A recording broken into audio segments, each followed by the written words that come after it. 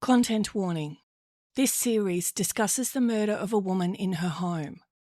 This episode revisits the police interrogation record and includes references to sexually explicit language given in sworn testimony at the inquest. The language is offensive and is included only because it forms part of the evidentiary record. Listener discretion is strongly advised. If you or someone you know needs support, contact Lifeline on 131114 or 1-800-RESPECT on 1-800-737-732 or your local crisis service. In April 1978, 2 months after the murder of Mary Anne Fagan, a homicide detective sat across a table from a council labourer in Russell Street. The interview ran into the night. By the close, the Homicide Squad believed it had enough to charge him in connection with Mary Anne's death. He had lied in his first statement. He had lied in his second. He had been caught out on his own evidence in lie after lie about where he had gone that morning, where the money in his pocket had come from, what he had said about Mary Anne to the man on the fence beside him. The coroner, 14 months later, would name him in open court as far from honest. And he was not charged. 70 pages of transcript. Hours of questioning. Further interviews after that. A man brought back to the table again and again until even he conceded, on oath, that he had not told the police the truth. So when the case against him is tested, not against the assumption of his guilt, but against what the evidence of the case actually requires, does it survive? And if it doesn't, who walked away?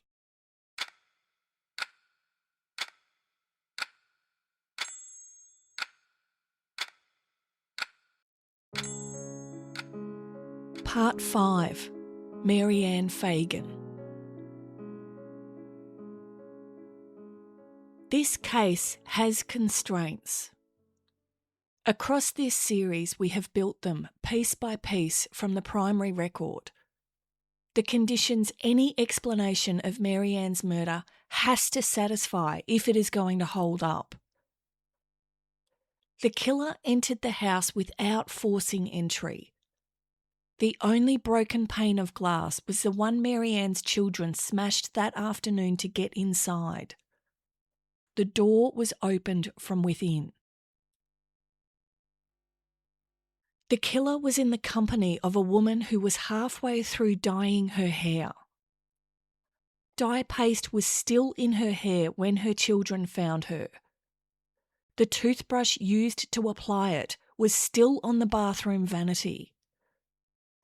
Hair dyeing, on her husband's evidence, was an extremely personal activity, one she would not interrupt for an ordinary caller. Whatever caused her to leave the bathroom, walk down the hall, and open the front door overrode every normal instinct about privacy and appearance. The telephone was found disconnected when police arrived. The plug had been pulled from the wall socket in the hallway. Whether that happened during the attack or in the chaos that followed is not perfectly clear. The killer used materials that were already in the room. The bindings on Mary Anne's wrists and ankles were strips torn from a towel from her own household. The gag was a piece of striped cloth from the same house. The plastic sheet beneath her body was almost certainly her own drop sheet, set out for the hair dyeing. The killer brought a weapon and took it away. Despite the most extensive ground search the Homicide Squad would conduct that decade, including digging up the road repair in case the weapon had been entombed in the bitumen, the knife was never found. No blood distinguishable from Mary Anne's was identified in the samples tested at the Forensic Science Laboratory. Every sample returned Group B, Mary Anne's blood group. Within the limits of 1978 serology, no second source was identified. The killer smoked a cigarette in the room.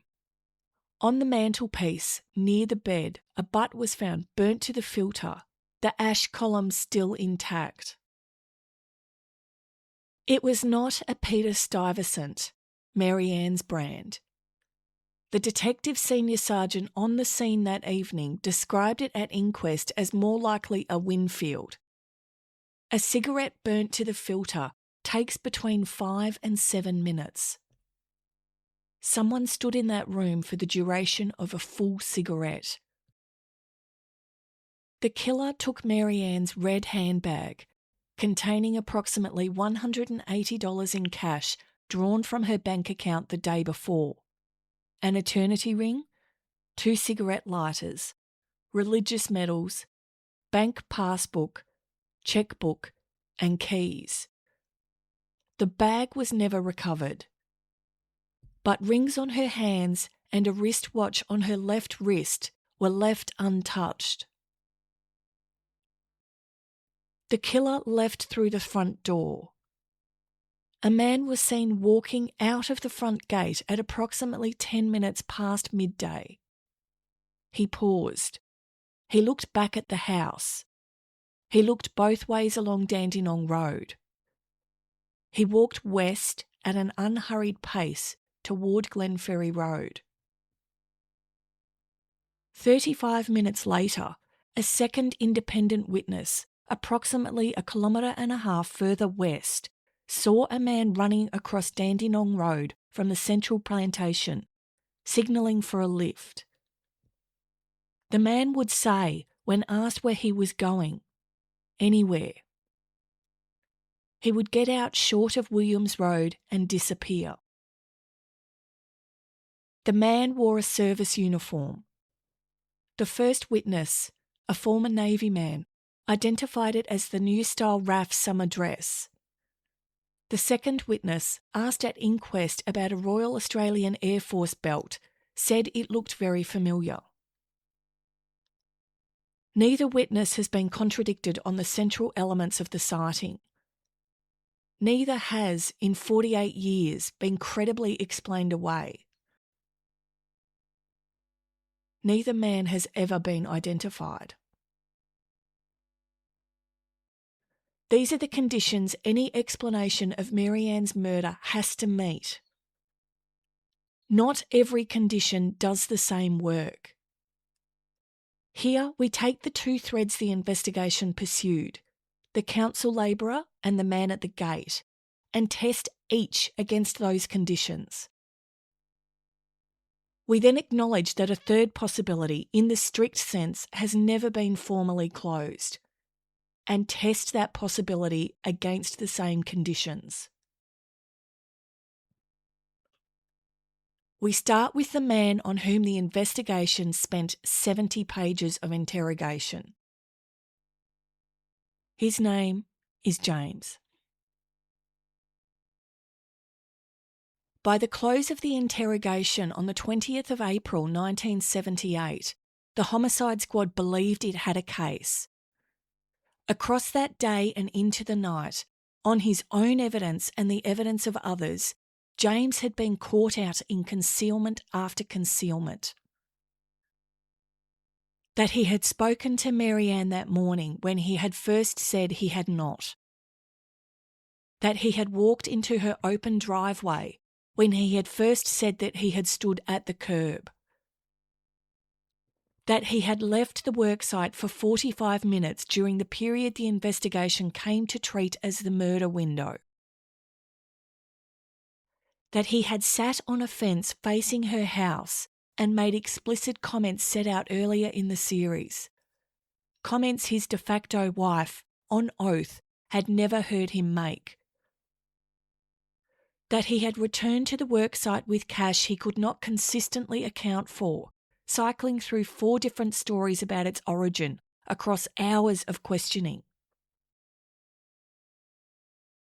That his bookmaker, the other named party, had given evidence on oath that James had not collected money from him that morning, did not collect money from his home before 5 o'clock on any day, and in fact owed him $40.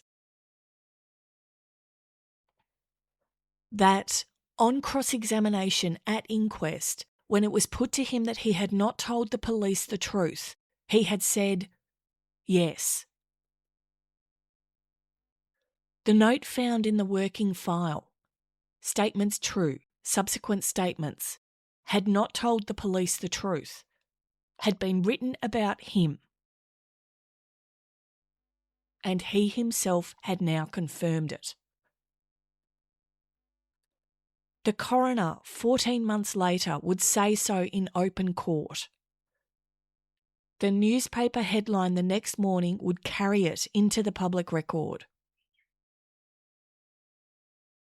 And on the test the law requires, none of this was enough. He was not charged. For 48 years, the gap between what police believed and what they could prove has stood open. There is a reason for that gap. Take what the 70 pages contain and ask of each piece of it whether it satisfies the conditions of the case. 4 constraints discriminate. Some of the conditions described earlier, the improvised bindings, the weapon brought in and out, the taken handbag, could in principle be satisfied by anyone with access to the house and a knife. They do not separate one candidate from another. 4 do. The door, the blood, the cigarette, and the departure. These are the 4 where each thread either holds or comes apart. The first constraint. The killer entered the house without forcing entry. James had spoken to Mary Anne about silt in her driveway.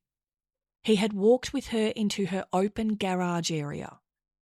He had walked through her front gate at about 11:20 with the man on the fence beside him. He never knocked on the door. By his own admission, repeatedly, across 3 separate statements, he did not knock. If James was the man who entered that house, he had to find a way to get Mary Anne to open the front door.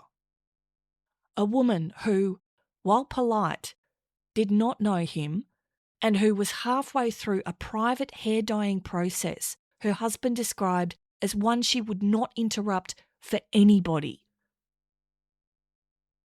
He had no professional pretext that would override that interruption. He was a man in council work clothes, a blue terry toweling hat, industrial boots, whom she had met once that morning about the council's responsibility for clearing silt. There is no mechanism on the record that would have caused Mary Anne to abandon the bathroom, walk down the hall, and open the front door to him.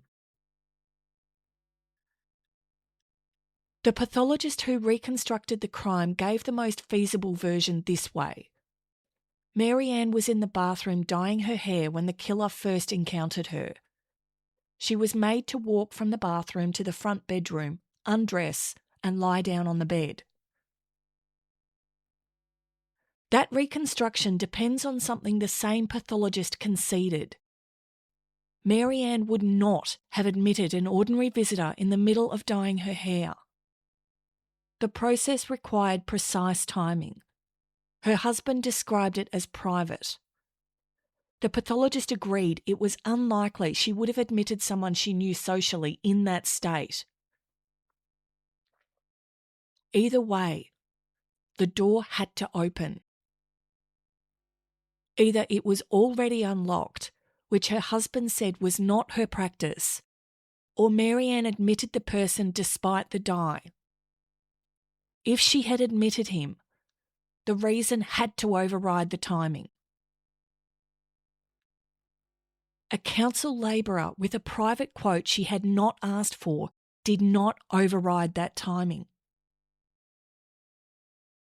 However, a man in service uniform at the door of a service household while the serving member was at the base did. The second constraint. No blood distinguishable from Mary Anne's was found at the scene. 14 stab wounds produced a great deal of blood. The chest cavity was full. The bedding was sodden. The wall beside the bed was spattered. Every sample tested in the room was Group B, Mary Anne's group. Within the limits of 1978 serology, no second source was identified. If James was the killer, he stood in that room, close enough to deliver 14 wounds in multiple directions into the back of a woman lying face down, and left no detectable trace of his own blood and no transfer of hers onto his person. He then returned to a worksite 15 metres from the front door of the house in which she was lying dead. He had nowhere to wash, no clean clothes to change into, no private space. He worked alongside the same colleague who had been on the fence with him that morning. He had lunch with the rest of the council depot crew. He shovelled hot mix until the wind-up whistle. That evening, he went to 2 hotels. He played pool. He paid back $5 to a council workmate. He drank in the same blue council clothes he had worn all day until police arrived to take a brief statement from him. He had not changed.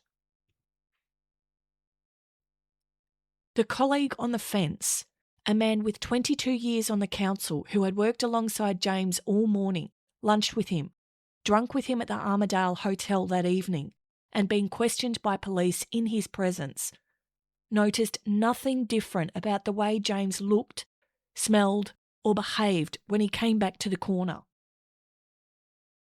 If James was the killer, he had crossed back into the workday and into the public bar of an inner suburb hotel, wearing clothes that should have been forensically catastrophic. There is no evidence in the record that they were. The third constraint. The killer smoked a cigarette in the room. The butt on the mantelpiece, burnt to the filter, was identified by the senior officer on scene that evening as more likely a Winfield. James smoked Benson and Hedges. By his own admission, given in the same series of interviews in which he conceded most of what he had previously denied, the cigarettes he brought at the milk bar that morning were Benson and Hedges. The brand on the mantelpiece does not match the brand he was carrying. There is also what the cigarette tells us about the person who smoked it. A cigarette burnt to the filter is not a panicked smoke. It was placed, lit, and left. Someone stood in that room long enough to smoke it down to nothing and walked out without touching it again. That is not what a man working on a public corner, 15 metres from the front gate, with 2 colleagues on the road and a foreman expected back from the depot at any minute, could hazard. Every minute he was inside that house, his absence from the corner was observable to anyone who looked. A man who could not be recognised by the people on the road could stand in that room and smoke. A man who could be recognised could not. The fourth constraint. The killer left through the front door in daylight, wearing what they had worn coming in. A retired man crossed Dandenong Road at about 10 minutes past midday. He saw a man come through at the front gate of 575 Dandenong Road, pause, look back at the house, look both ways along Dandenong Road, and walk west at an unhurried pace toward Glenferrie Road. The man he saw was wearing a service uniform, new style RAF summer dress, light blue shirt, dark trousers, peaked cap. Not work clothes, not council blues, not a blue terry toweling hat. At approximately 10 minutes past midday, James was at the council depot. He had returned for lunch in the truck driven by his workmate. By his own account and the accounts of the other men at the depot, he was sitting in the meal room, having just eaten. Cards were being played. Banter was happening. He was there.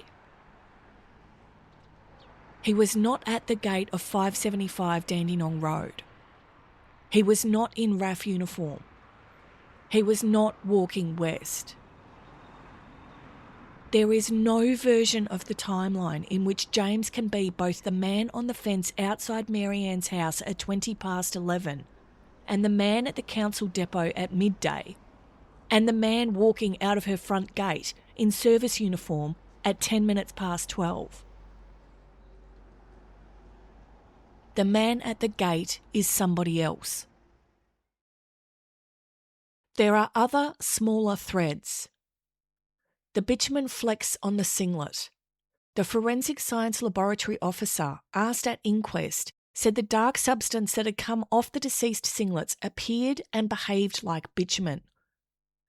The council crew were laying hot bitumen all morning. There was a tar pot on the public footpath outside the property. Dark particulate could find its way onto a household garment by a dozen ordinary routes. It did not require a killer to enter the bedroom. The boot print at the rear gate. The print is industrial soled. James wore industrial boots.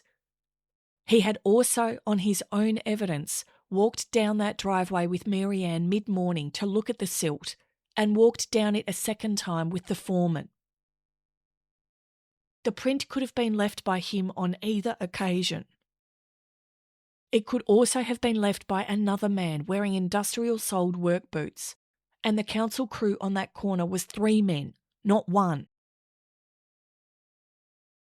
No positive forensic match is recorded in the inquest brief, and even if a match had been made, James had already conceded, on the record, being in that driveway twice that morning.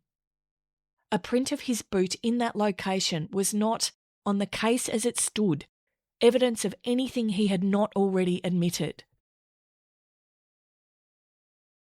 Constraints, though, are not the only test the case faces. Mary Anne, when she was found, was wearing a wristwatch on her left wrist, 3 rings on her left ring finger, and 1 ring on her right ring finger. She had been wearing them earlier that morning when she stood in her driveway and spoke to James about silt. He had been close enough to her hands to see them. Nothing on her body was taken. The only item taken from the house was her handbag. If the killer was James, his motive on the case the investigation built around him was either sex or money. A killer motivated by money does not leave 4 pieces of small, portable, sellable jewellery on a defenceless woman's body. A killer with the time to disconnect a phone and smoke a cigarette to the filter had the time to take a wedding ring. He did not. The handbag but not the rings pattern is wrong for a robbery, and wrong for a robbery with sexual elements added.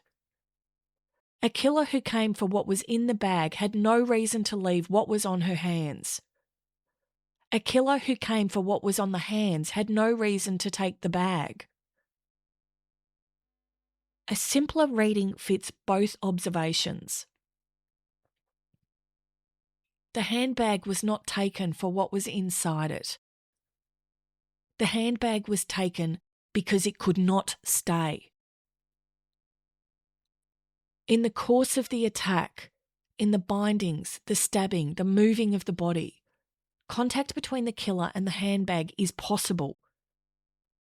We do not know what, if anything, would have transferred. Skin cells, a hair, a trace, something the bag carried on its surface or its strap or its lining that the rest of the room did not. Foreign material from the man who killed her. Taking the handbag may not have been the act of a robber. It may have been the act of a man removing the one item in the room that could later connect him to it.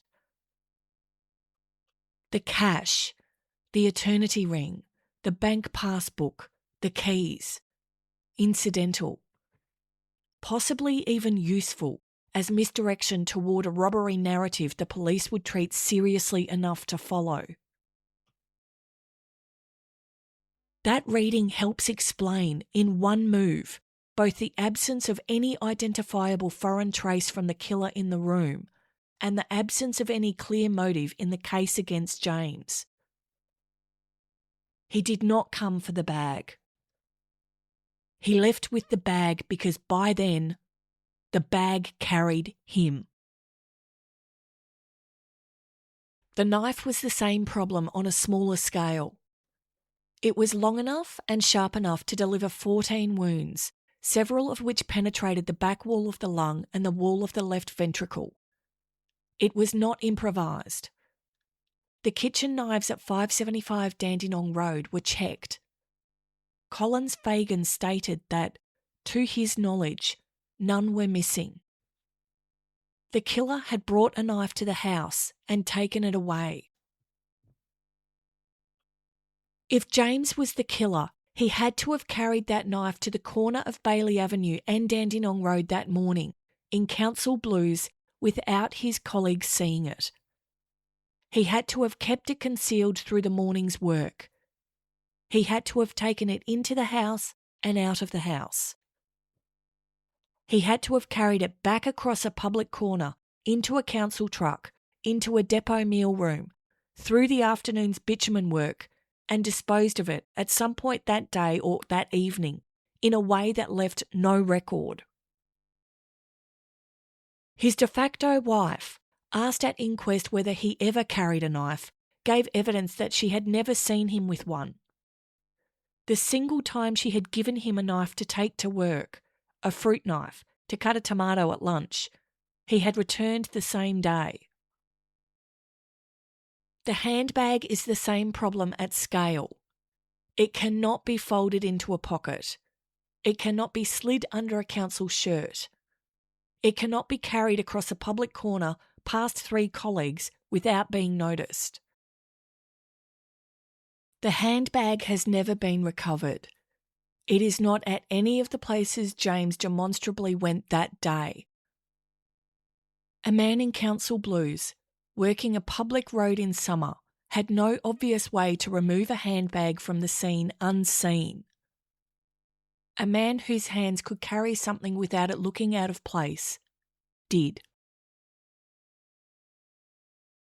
What is now known about alcohol and memory was not known in 1978. James was a heavy drinker by every account in the case file. His de facto told the coroner so. He told the detective sergeant himself partway through the interrogation. My memory's not too good. Too much booze. He had been drinking the night before. He drank for 6 hours on the evening of the murder. He played pool, on his own evidence, until police arrived to interview him in the bar. In 1978, this was understood broadly as the problem of unreliability. A man with drink in him forgot things, slurred things, contradicted himself. His evidence was suspect. In 2026, the science is sharper. Alcohol disrupts the consolidation of new memories. It interferes with retrieval under stress. It compounds the effect of prolonged interrogation, where fatigue and pressure are themselves degrading recall. A heavy drinker, interviewed for multiple hours the day after a heavy session, may cycle through possibilities, not because he is lying about the truth, but because he cannot reliably locate it. This does not explain the lie about the silt conversation, which is a small, vivid, recent event lied about for an obvious reason. It does explain some of the cycling on the money and the bookmaker. Events of an ordinary working morning, blurred by alcohol, retrieved under pressure, asked about for hours. It also creates a different problem. A man whose recall of the previous Friday morning was as compromised as the depositions describe is not, in any easy theoretical move, the same man who is then said to have planned and executed a killing with forensic discipline. The memory that lost the bookmaker is the memory that would have had to hold in clean sequence the order in which the door was opened, the binding cut, the cigarette burned to the filter, the handbag taken, the route of departure chosen. A man whose recall of his own working morning could not be relied on does not easily become the man who managed the operational facts of a murder in the same period. Two witnesses sat across the case from each other. The first was Con, the SP bookmaker. He gave evidence at inquest that he had never paid out a bet to anyone before 5 o'clock on any day, and that he had not paid James on the morning of the 17th of February. The second was Ken, the man on the fence. He gave evidence that at about 11:15, James had returned from the direction of the hotel with a roll of notes in his hand, had shown them to him, and had asked him to check the day's paper for the price the horse had paid. They had looked at the paper together. The price was 6-4. Ken estimated 3 tens visible in the bundle, possibly more. The investigation in the months that followed treated the bookmaker's denial as the more reliable account. That choice has a structural problem. The bookmaker was operating an illegal trade. SP, or starting price, bookmaking was a criminal offence in Victoria in 1978. The gaming squad had visited him. A bookmaker who admitted, on oath, to paying out cash before 5 o'clock at his home on a working morning to a worker who had walked there from his shift, was admitting to operational facts that strengthened the case against him as an SP operator. A bookmaker who denied it lost nothing he had not already lost. He probably doesn't want to admit he's an SP, was what James himself had said about him, on the record, during the interrogation. It is the one observation in the 70 pages that is worth taking seriously on its own logic. The witness on the other side had no such structural reason to lie. Ken had known James for a few months at most. There was no friendship to protect. In the first weeks of the investigation, Ken was a suspect alongside James. If he was protecting himself, the move was to distance from James, not to corroborate him. To say, I don't know what he did during the gap. I don't know where the money came from. He didn't show me anything. He gave the opposite account. He placed James away from the corner during the gap. He placed cash in James's hand on his return. He walked through the paper with him to confirm the price. The detail he gave, 3 tens visible, 6-4 well backed in, the bookmaker named. was specific in a way that an invented corroboration would not need to be. The investigation's preferred witness was the one with the motive to lie. The witness with no motive to lie said something else. What survives of the case against James once it has been tested is this. The lies were real. He had spoken to Mary Anne about the silt and concealed it. He had walked into her driveway and concealed that. He had left the worksite alone for 45 minutes and concealed that as well. He had sat on a fence opposite her house and said vile things about her to a man he barely knew. He had returned with cash he could not consistently account for. He had said his bookmaker had paid him out when the bookmaker said on oath that he had not. These were not the lies of a man being open and forthcoming. They were the lies of a man concealing several things that were independently worth hiding.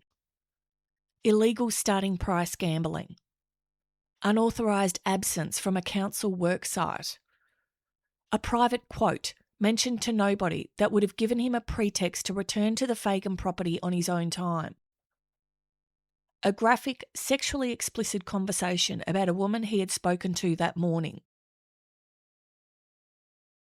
a reputation for sexual bravado dressed up around expressions a woman at home had never heard him use. Each had its own internal logic.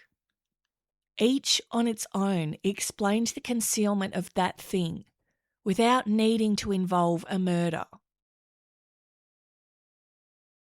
A man protecting a murder, by contrast, has one core lie. The lie that he was not there. The lie that he has to hold under sustained pressure because the alternative is unthinkable.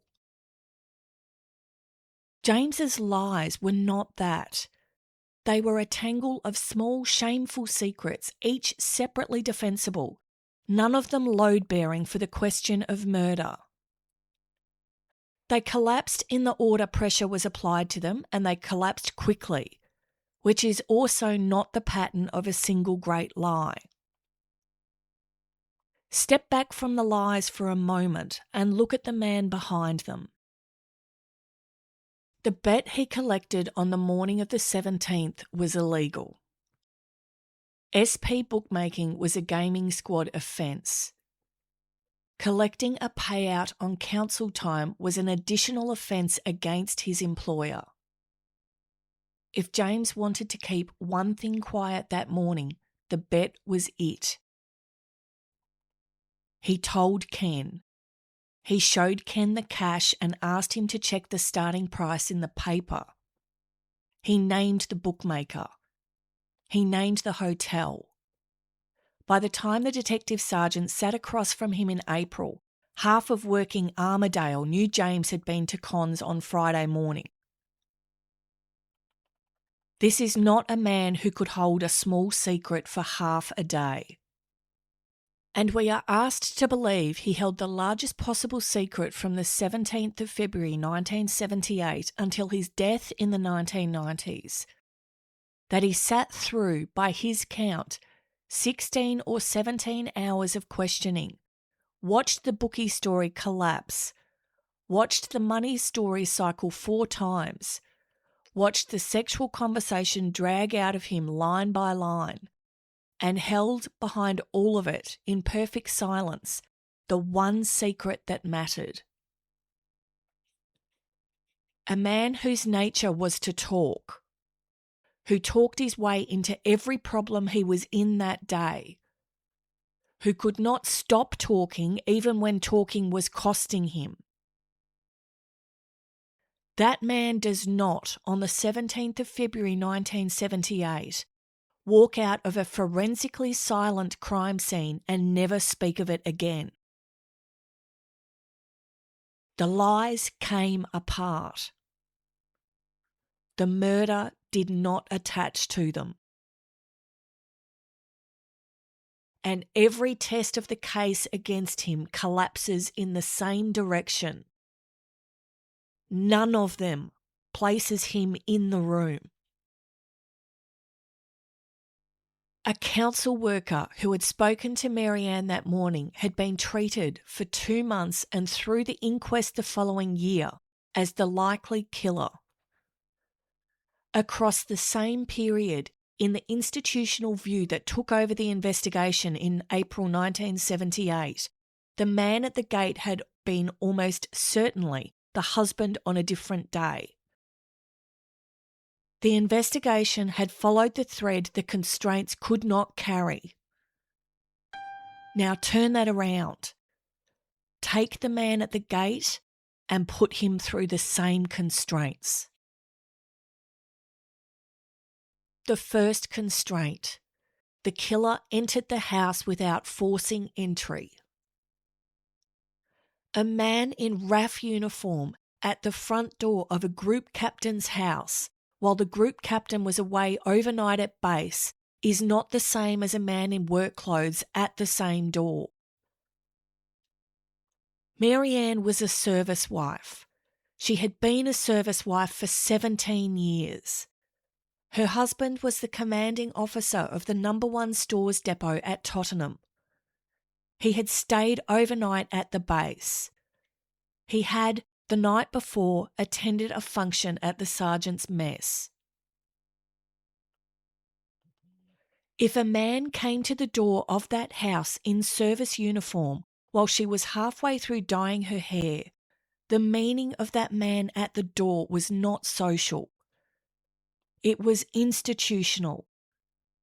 A service uniform at the door of a service household while the serving member is away at base signals an emergency, an accident, a notification, something that requires the door to be opened immediately, regardless of what the woman inside happens to be doing at the time. You don't finish your hair. You don't check through the screen. You walk down the hall and you open the door. The mechanism that the constraints require, something that overrode every normal instinct about privacy and appearance, is in this case named in the institutional context of who Mary Anne was. The uniform was not just clothing. It was a key.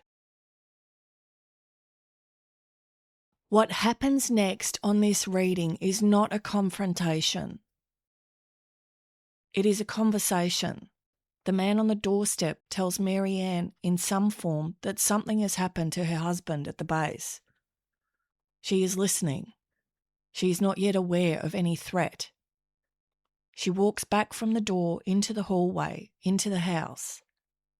Their nearest room is the front bedroom, perhaps 12 feet from the door. By the time the framing of the encounter collapses, she is already inside it. You do not need to coerce someone very forcefully to move 12 feet if the premise of the encounter has not yet collapsed. The room entry can happen before she fully understands the uniform is a deception. That is compliance through confusion, not compliance through force. It fits the relative order of the scene. No signs of serious struggle until the bed itself. Better than the official reconstruction. Patrick, the youngest of Mary Anne's 5 children, was 17 months old. He was at home that morning. He was found unharmed. Patrick's presence may have mattered. He was not a witness in the ordinary sense, but his presence in the house may have affected Mary Anne's choices and the offender's control of the situation. The record cannot take us further than that. The phone in the hallway was found disconnected when police arrived. The history of that phone that afternoon is not perfectly clean.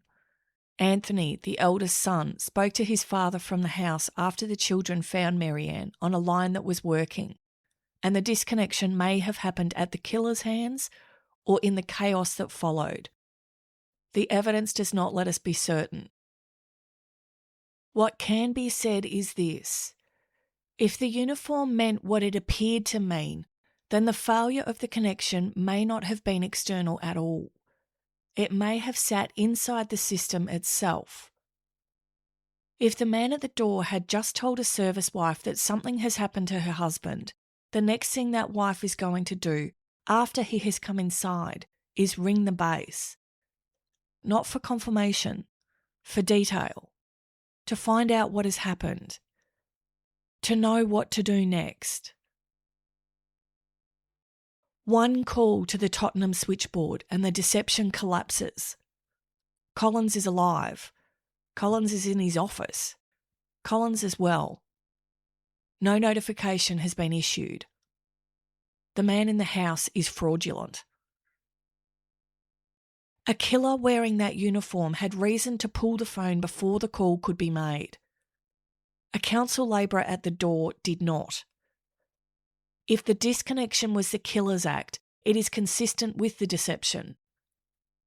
If it was not, it is consistent with nothing in particular. The mechanism, uniform at the door, the call that the uniform would naturally suggest, does not depend on the phone for its coherence. It requires a person who knew enough about Collins Fagan's service, his rank, his workplace, and his routine to construct that deception in the first place. The second constraint. No blood distinguishable from Mary Anne's was found at the scene. This is harder to read in the uniform thread than in the council worker thread because the man at the gate has not been identified. We do not have his clothes. We do not have his person. We cannot examine him for transfer. What we can say is this. The man who walked out of the gate at 12:10 was described by the witness as wearing a uniform that appeared ruffled, not neat. He was not described as bloodied.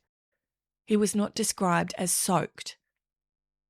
He was described as a man who had stopped at a gate to compose himself before walking away. A killer who stood behind a woman lying face down and stabbed her 14 times in the back could, with care, avoid the worst of the spatter. The wounds were inflicted from one side into a body that had been bound and was not free to move. A killer who took 5 to 7 minutes to smoke a cigarette in the room afterwards had time and composure to assess himself before opening the front door. We do not know what was on his shirt. We never will. The shirt has never been recovered. We do know that he then disappeared. He did not return to a worksite. He did not return to a hotel. He did not stand at a bar in his blue uniform that night.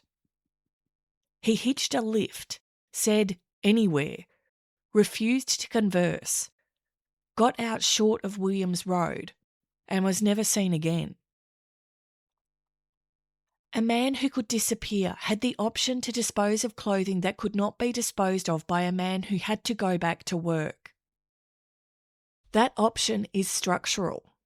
It is built into the difference between someone whose presence on the corner that morning was witnessed by his workmates and someone whose presence on the corner was witnessed by nobody other than the woman he had come to deceive, and who was now dead. The third constraint. The killer smoked a cigarette in the room. The mantelpiece butt was identified as likely a Winfield. We do not know what the man at the gate smoked. He has never been identified. What we can say is that the act of smoking a cigarette to the filter while standing in a room containing the body of a woman he has just killed is the act of someone whose presence in that room is not, at that moment, rushed. A man who has come in through the front door, done what he came to do, and is now standing in the bedroom long enough to finish a cigarette is a man composing himself for the next stage of his departure. A worker 15 minutes from the corner does not have 5 to 7 minutes to stand still in someone else's bedroom. A worker has to be back at the corner before he is missed. A worker has to explain himself when his workmates return from the depot or the laneway. A man who is leaving on foot and who does not have to be back anywhere by any particular time can stand in the room for as long as it takes him to think about how he is going to walk out of the gate.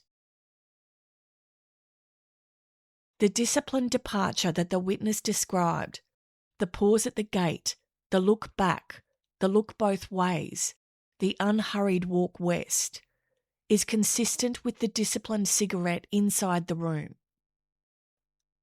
They are both behaviours of a man with time. The fourth constraint. The killer left through the front door in daylight, wearing what they had worn coming in. 2 witnesses, 2 independent sightings, 35 minutes apart, both describing a man in military-style uniform, walking on foot, heading west. The retired man at the gate had walked that stretch of Dandenong Road for 3 years and had never seen an adult male at the address. The hitchhiker pickup, 35 minutes and roughly 1.5 kilometres further west, was made by a stranger who would later, at inquest, say that the belt he was shown, a Royal Australian Air Force belt, looked very familiar. For 2 unrelated witnesses to converge on this kind of alignment by coincidence would require an exceptional set of accidents. The simpler explanation is that they saw the same man. That man fits the constraint of the front door departure precisely. He left the way he came in. He walked west on the road he had walked east. He did not change. He did not double back. He did not run. He composed himself at the gate and he walked. One assumption of the official theory has to be tested before the analysis closes. The murder window the investigation worked from, between roughly 10:30 and 11:30 on the morning of the 17th, was built around 2 things: the pathologist's estimate of time of death, and the report of female screams heard by neighbouring residents on the day. The pathologist examined Mary Anne at the scene that evening. He gave the time of death as well in excess of 2 or 3 hours before his examination. Working backwards, that places the killing before about 3 in the afternoon. It does not place it before noon. A time of death around noon is fully consistent with the pathology. The screams report is the harder problem. 2 witnesses gave evidence of female screams near the Fagan property. A builder working at the back of the Fagan house heard what he called a muffled scream, sometime between 1 and 1:30 in the afternoon. A resident in the block of flats across Dandenong Road heard a louder female scream about half an hour later. Neither witness wore a watch. The flat resident gave her time as 2 o'clock in her first statement, corrected it to 1:30 before the inquest, and described her own state at the time as nervous and on medication. What neither witness could have heard on the evidence of the scene is Mary Anne. If the sound they heard was Mary Anne, then the timing attached to that sound cannot be right. By the official window, she had been dead for more than an hour before either scream was heard. By any reading, she was bound at the wrists and ankles with strips of her own towel and had a piece of striped cloth forced into her mouth and tied across her face. The medical evidence does not support a long, half-conscious dying period that would have allowed her to scream intermittently into the afternoon. And the closest people to the source, the workman back on the corner from a few minutes before 1, heard nothing at all. Whatever the two witnesses heard, those screams cannot safely anchor the murder window. They may matter, but they cannot do the work the investigation later made them do. What remains as a foundation for the official morning window is the pathologist, who allows for a noon time of death as easily as for 10:30. The murder may have happened in the morning. It may also have happened closer to noon, at or close to the moment the man at the gate was seen leaving. The coronial file acknowledges both threads in handwritten notes. In the working papers of the case file, in the same hand that wrote "statements true, subsequent statements," had not told the police the truth about James, a separate page records in the same hand evidence of two witnesses as to someone in uniform seen in location. The investigation knew. The investigation had both threads on the table. The investigation had, in the first months of 1978, treated the uniform sighting as the prime line of inquiry. The head of the Homicide Squad, Chief Inspector Noel Jubb, telling newspapers in Melbourne on the 3rd of March 1978 that police were 95% certain it was a RAF uniform, that the man may have worn a RAF uniform to lull Mrs. Fagan into opening the door, and that the sighting was clearly the best lead we have had so far. That was the head of homicide in the initial stages of the investigation. He was replaced in April 1978. A senior investigator connected to the case, asked about the case 23 years later, gave a different view of the sighting. He said it was almost certainly the husband on a different day, that all the evidence was that Mrs. Fagan was a very moral woman and that there was no reason it would be anybody else at the house. That view came to dominate the institutional position on the case. It came to dominate it for the next 4 decades. And from April 1978 onwards, the investigation's attention shifted from the man at the gate to the man at the corner. The retired man, taken at inquest to look at the husband across the courtroom, had said, "I would say a similarity, but I would say no." The witness himself had ruled it out. The investigation, in its own working file, had recorded both threads. And the door that opened between them, the institutional door in April 1978, closed against the one that fitted the constraints. It is fair to acknowledge one further possibility. The two threads tested in this episode are the threads the investigation actually pursued, the man at the corner and the man at the gate. The coroner's finding in June 1979 was open. Murder by a person unknown. That phrase, in its plain meaning, does not pick out either thread. It leaves space for a third. Test that against the constraints. To get Mary Anne to open the door, a third actor would need a mechanism. The only documented mechanism on the public record is the uniform. The forensic discipline required is the same.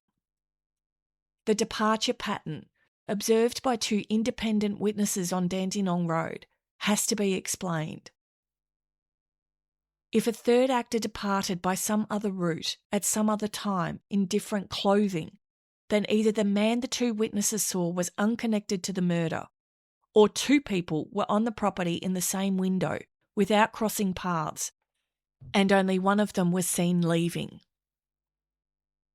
Neither is impossible. Both stack coincidences.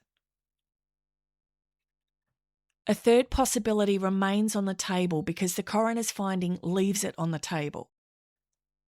It is thinner than the uniform thread on the public record. a third actor has to be built almost entirely from absence. The uniform lead is built from sightings, timing, clothing, direction of travel, and institutional context. It exists in the space between the two named threads. The man at the gate could also have been a real person who had nothing to do with what happened inside the house. He could have been on the property for an unrelated reason, walking past, approaching, and being turned away.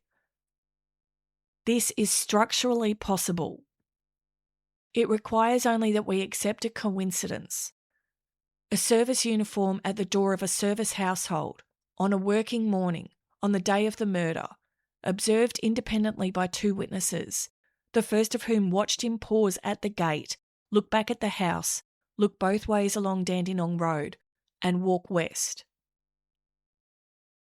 The behaviour described is the behaviour of someone leaving a place they have just been, deliberately, with reason to check whether they have been seen. An uninvolved man, a man whose presence on that corner was innocent, had every reason to come forward when the case was reported in the days that followed. 48 years on, no such man has. The coincidence reading cannot be ruled out. It can only be ranked. On the available evidence, it ranks behind the readings that put the uniform inside the house. When the investigation made its choice in April 1978, it picked the thread the constraints could not carry. It picked the man whose lies were loud, whose contradictions were visible, whose presence on the corner could be measured to the minute, and whose deception was systematic enough to feel, in interrogation, like a confession waiting to come apart. The lies came apart. The murder did not attach to them. The man at the gate, in the same period, walked into the institutional shadow of almost certainly the husband on a different day, and stayed there for 48 years. The witness who saw him did not flinch when shown the husband at the inquest. I would say a similarity, but I would say no. He had not been wrong. The investigation had followed the thread the constraints could not carry. The man at the gate has been almost completely silent for 48 years. He has not come forward. He has not on the public record been named. The photo fit produced from the witness's description was published in newspapers across Victoria and in other states, and is still on file. He did not match anyone at any of the Victorian RAF parades the witness was taken to. He did not match anyone the Royal Australian Air Force Police could produce. He did not match anyone identified through the checks made at Air Force supply stores. That does not eliminate him from RAF connection. It eliminates him from a category, the category of a serving RAF member who could be paraded at the time. One category remained capable of explaining why the RAF checks failed. A former or discharged airman who still had access to a uniform. A man who had been discharged from the Air Force for any reason in any era would still possess his uniform. He would still know how to wear it. He would still know what effect it would have at the door of a group captain's house. He would not appear in any parade. He would not be identified through any check at any supply store. He would, by every measure the investigation took, have been invisible. This is not to name anyone. It is to say that one category capable of explaining the failed checks is a category the investigation in 1978 did not look in. It is also to say that the silence of 48 years is itself a kind of evidence. 70 pages of lies told by James were the evidence the investigation acted on. The complete absence of any equivalent talk from the man at the gate has been treated institutionally as if it meant he wasn't there. The opposite is also possible. There is one further question this analysis has not asked. The investigation, in its own summary, recorded that inquiries into Mary Anne's background had found nothing. No association with another man. No grievance from anyone. A normal and happily married woman. That is a finding the investigation made. It is also a question asked in only one direction. There is another direction to ask from it. Our next episode walks it. In the next and final episode of the series, we step back from the threads and ask what could still close this case. 27 items of physical evidence were collected. Some of them may matter differently now than they did in 1978, including fibres found in Mary Anne's closed hand. The handbag has never been recovered. The weapon has never been recovered. The man at the gate has never been named. But the conditions of the case are clear. The constraints have not weakened with time. They have sharpened. Someone somewhere knows the answer. Someone may have known it for 48 years. Someone may have suspected for 48 years that the answer they carry, the conversation they overheard, the absence they noted, the uniform they once saw hanging in a wardrobe, matters. Mary Anne Fagan was a 41-year-old mother of 5 on an ordinary Friday morning in February, dyeing her hair for a function the next night. She opened her front door to someone she believed she had to. She never washed the dye out. Her children came home from school and found her. For 48 years, those children, now adults, have been waiting to know who walked into their house that day. The question episode 6 will sit with is whether 48 years is enough, and what it would take, finally, for the answer to come back. If you have information that could assist police in relation to the murder of Mary Anne Fagan, please contact Victoria Police Crime Stoppers on 1800 333 000 or submit a confidential report online at www.police.vic.gov.au/crime-stoppers. If you served with the Royal Australian Air Force in Victoria in the 1970s and you recall a colleague, a former colleague, a discharged member, anyone connected to the service, who you have wondered about for years, that information may matter. If you were in the Armidale, Malvern or Toorak area on Friday the 17th of February 1978 and you saw something on the corner of Bailey Avenue and Dandenong Road, or on Dandenong Road heading west between midday and 1 o'clock, please come forward. Some names and non-essential identifying details have been changed for privacy. All core events and timings are drawn from publicly available records, inquest materials, and contemporaneous reporting. Unsolved, unforgotten, unfinished.